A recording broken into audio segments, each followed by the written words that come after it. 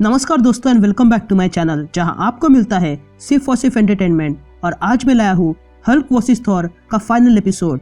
और आज के एपिसोड में हम फाइनली जान जाएंगे कि इन दोनों में कौन जीतेगा। तो अब तक आपने देखा कि थॉर अब हल्क बन चुका है और वो केओस मचा रहा है, लेकिन तभी ओडिन बैनर से मिलता है और फिर वे दोनों मिलकर थॉर को रोकने लगते हैं। तो गाइस, वीडियो शुरू करने से पहले एक छोटी सी रिक्वेस्ट, वीडियो को लाइक, शेयर और सब्सक्राइब करने की।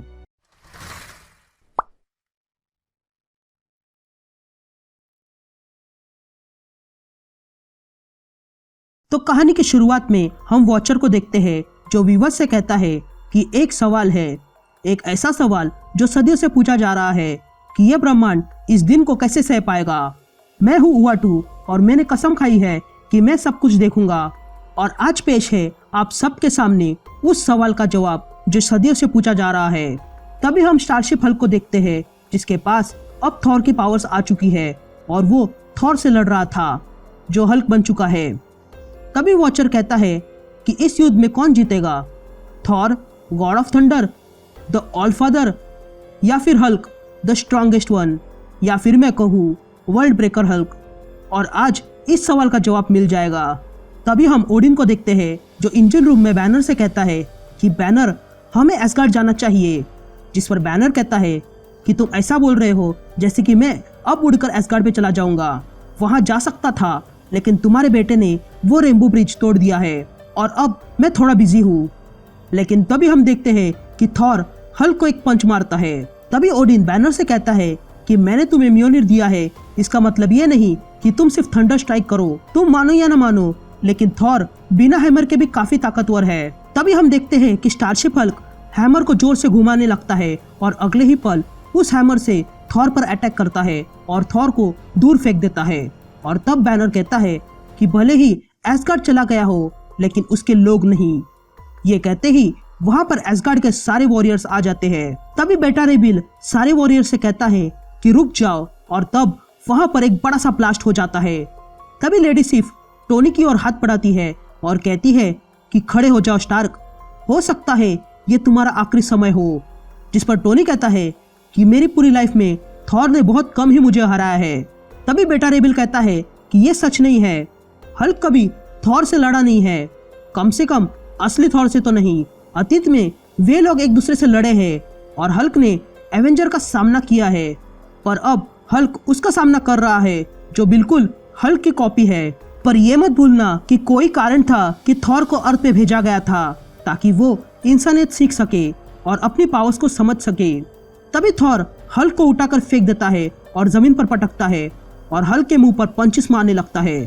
तभी हमें किसी की आवाज सुनाई देती है जो कहता है कि अतीत में जब ये दोनों आपस में टकराए थे तब थॉर जानता था कि हल्क के अंदर कहीं ना कहीं बैनर है, पर अब थॉर के अंदर एक बीस्ट है जो बाहर आ गया है।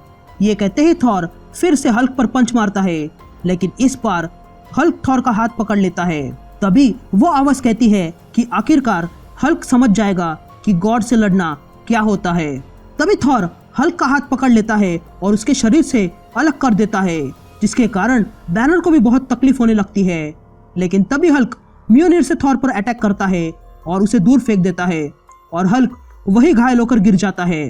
तभी ओडिन बैनर से कहता है कि यही हमारा मौका है, थॉर को यग्द्रासिल में डाल दो ताकि वर्ल्ड ट्री इसके पागलपन को खत्म कर सके।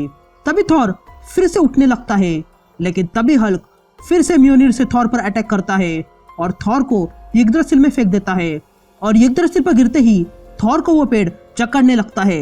यहाँ इंजन रूम में बैनर ओडिन से कहता है कि मैंने थॉर को पेड़ में फेंक दिया है, तो क्या ये खत्म हो गया? जिस पर ओडिन कहता है कि तुम्हारा मॉन्स्टर रेत से बना हुआ है और ये तुमने ही कहा था, और फिर भी तुम इसे कंट्रोल कर सकते हो। तुमने सीख लिया इसे कंट्रोल करने का और कैसे यूज करने का, और इस मॉन्स्टर को तुम इस्तेमाल करते हो। तुम्हारी लड़ाई भले ही खत्म हो गई हो, पर थॉर के लिए हम अभी के समय हर एक आयाम से यूनाइटेड पावर का इस्तेमाल कर रहे हैं ताकि इस मॉन्स्टर को कैद कर सके।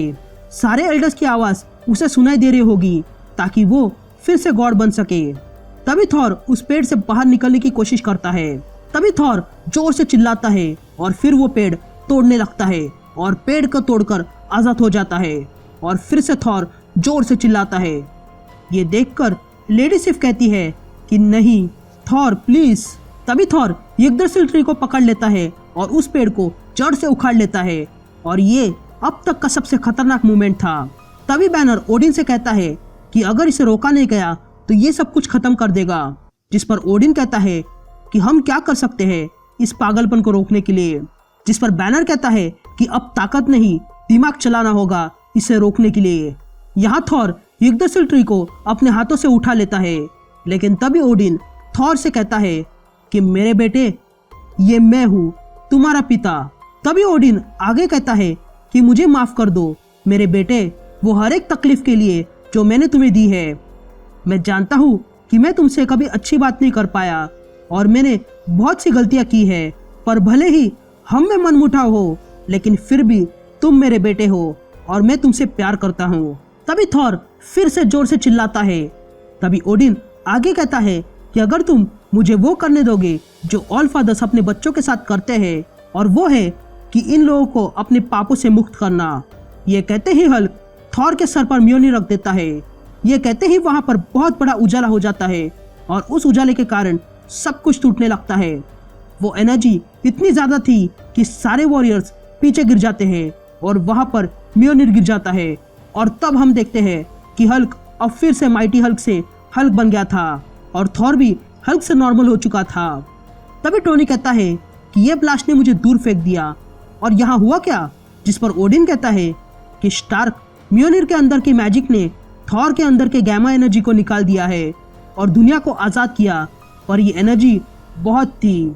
तभी थॉर फिर से म्योनिर को उठा लेता है और हल्क फिर से स्टारशिप हल्क बन जाता है और तब हल्क थॉर को देख लेता है और वहां से छलांग मारकर चला जाता है और थॉर उसे देखते रहता है। तभी थॉर टोनी को लेकर आता है और तब टोनी कहता है कि मुझे यकीन नहीं हो रहा है कि वो जा चुका है, जिस पर थॉर कहता है कि बैनर चाहता था कि वो आजाद हो जाए। ये कहते ही थॉर टोनी को अर्थ पे भेज देता है।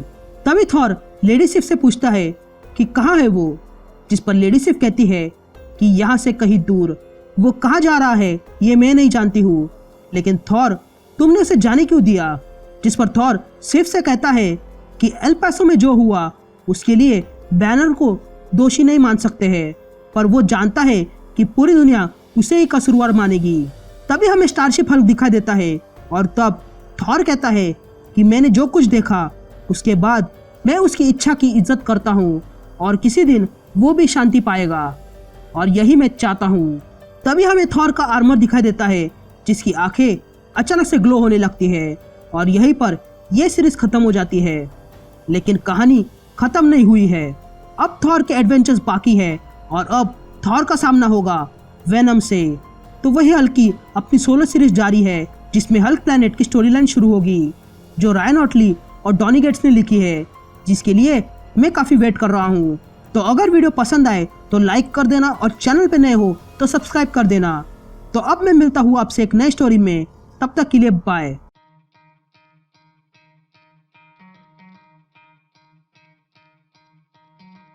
Try to play, but you're never gonna beat me. Look the other way, what I'm doing ain't easy. Bloody hands stained from the people who deceive me. Muddy hands break through the chains, go free me. Looking for change, looking for pain. Pulling a mob, pushing a train. I'll never stop, stick to a lane. Pick up the pieces and go rearrange.